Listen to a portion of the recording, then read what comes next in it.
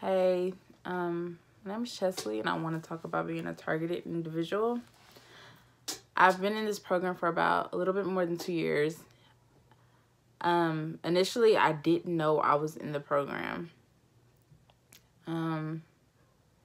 What happened to me is really strange. It's a lot and complicated to talk about. So I'll just lay it all out there. I noticed that in either 2012 or 2013, I'm not sure when, I started gaining telepathic powers.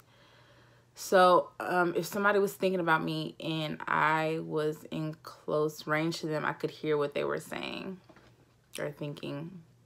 But I didn't think too much of it because I was already a spiritual person. So I was just going with the flow. This is just something new I can do. That went on for a few years. And in 2015, it changed. Like, I was still hearing people's thoughts about me, but also it was accompanied by just this confusion. I also had another female voice intersecting with my real telepathy. So it's like I had two signals coming in.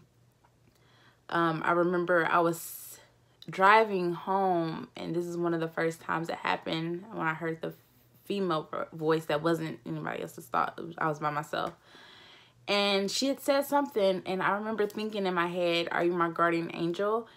And it's clear as day, it said, "You can call me that if you want to," which is really weird to hear in your head while you're driving. So, it was quiet. I didn't think too much of that either. I was just like, I don't know what's going on. So, at the beginning of 2016, January, I got hit with voice to school really bad. I remember one night, it was so loud, it woke me up out of my sleep. And it was the same female voice, just directed me to do stuff, just playing with my mind, just seeing where I would go and how far I would play with them. So, that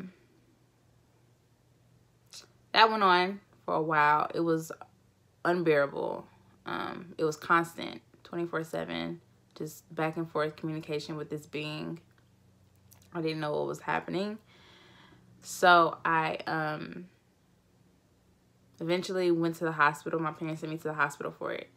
And at the hospital, of course, they're going to diagnose you with psychosis or schizophrenia. Of course, that's their cop-out. And that happened. So I was in the hospital, got on some medication. I was in the hospital for a week. And then I did my outpatient therapy for a week. And while I'm on the medication, I'm gaining like crazy weight. So I gained 50 pounds during this process. In a short amount of time, I probably gained 50 pounds in like probably 2 to 3 months. Because the medication slowed down your metabolism and increased your appetite. So, I was still taking the medicine, but after a while, the voices didn't stop. I was just like, this is not psychosis. This is something bigger. It was accompanied by other things, other physical things where I could tell that it wasn't just my brain chemicals acting up.